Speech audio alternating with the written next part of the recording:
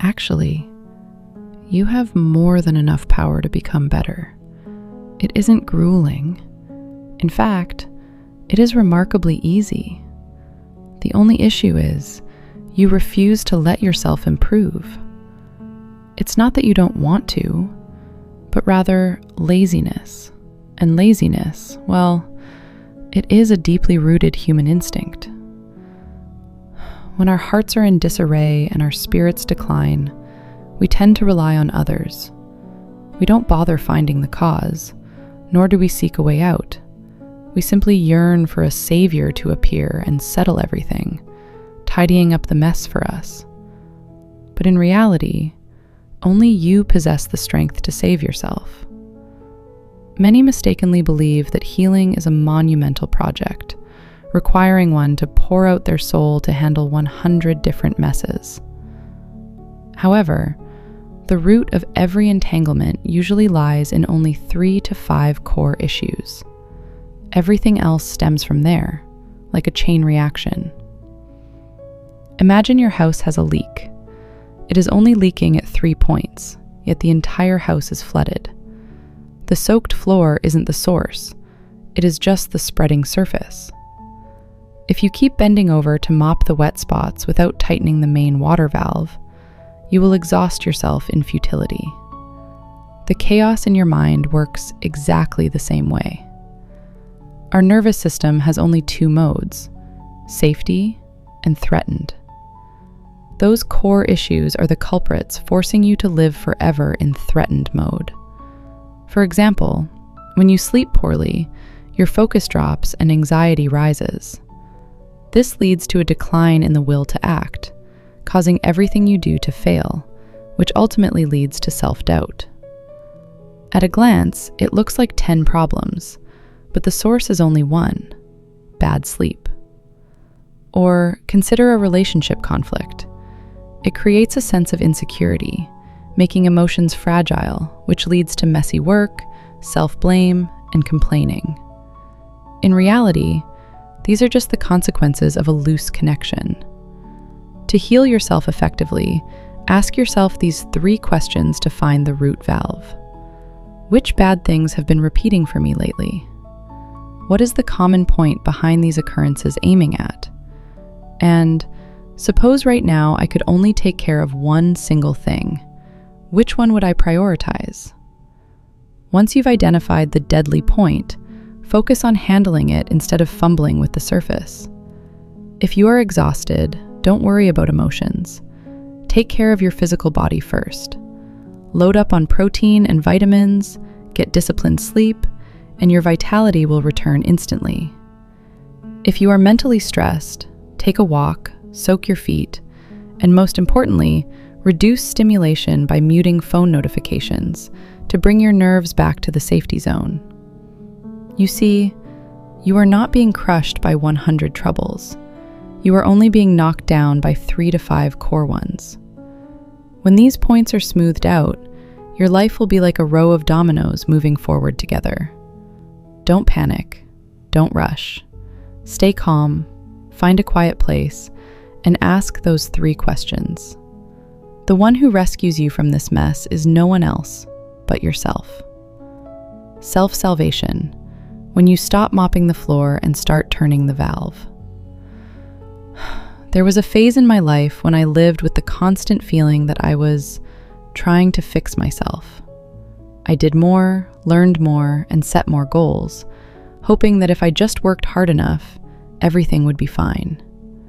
But strangely, the harder I tried, the messier things became.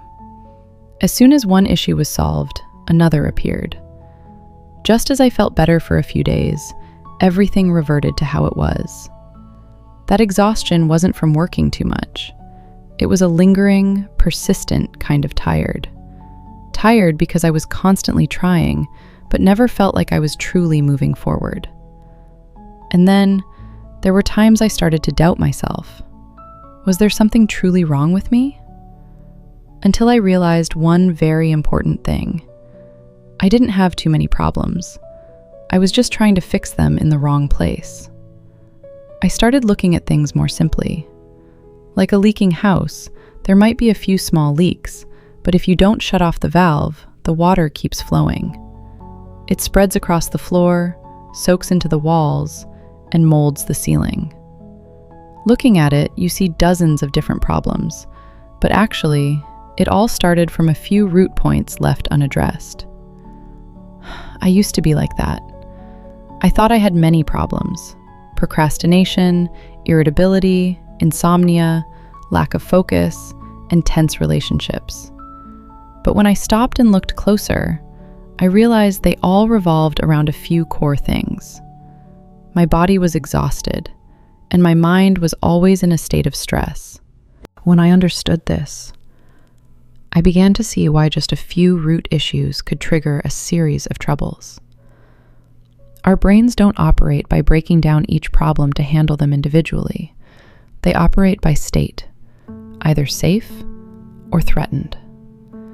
When your body lacks sleep, when you endure prolonged pressure, or when you are in an environment that makes you insecure, the brain automatically switches to alert mode. In that state, everything becomes harder. You lose focus, get irritated more easily, lack motivation, think negatively, and make poor decisions. It's not because you are weak. It's because your brain is prioritizing staying safe over growth. This explains why, in the past, the more I tried to improve myself while tired, the more helpless I felt. I was asking an overloaded system to perform better, and that is nearly impossible. After realizing this, I changed my approach. Whenever life feels messy, I no longer ask how to fix everything. I just go back to 3 simple questions.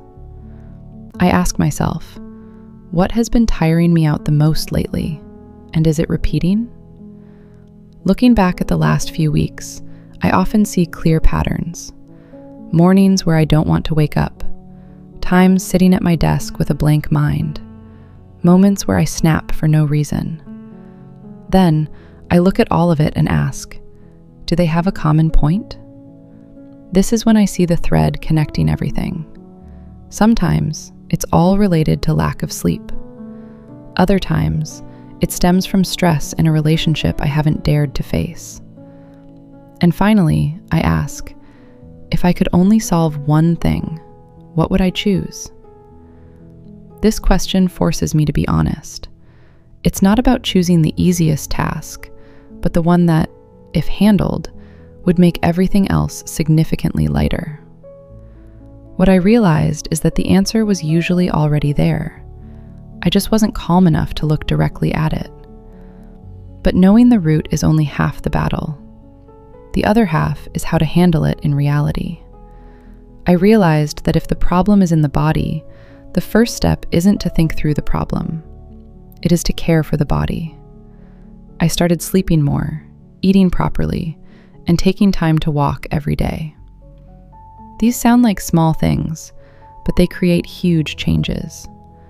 When the body has enough energy, my mind naturally becomes clearer, calmer, and better able to handle everything. When the problem is emotional, I don't try to solve it immediately. I learn to reduce stimulation. I turn off notifications, spend quiet time, and go outside without too much noise or information. I give my brain a break. And when it calms down, I begin to look at the problem. The biggest change wasn't what I did, but how I understood myself. I used to think that to be better, I had to do more. But now I understand that to be better, I have to be in the right place first. You don't need more pressure. You don't need more goals. You don't need more self-reproach. You just need to stop for a moment, see what is truly happening inside, and start at the right point. If your life feels like a mess right now, give yourself some space. Don't rush to fix everything. Just find one thing that is repeating, understand what it connects to, and choose the most important point to start. Very likely, you don't need to change your whole life. You just need to turn exactly one valve.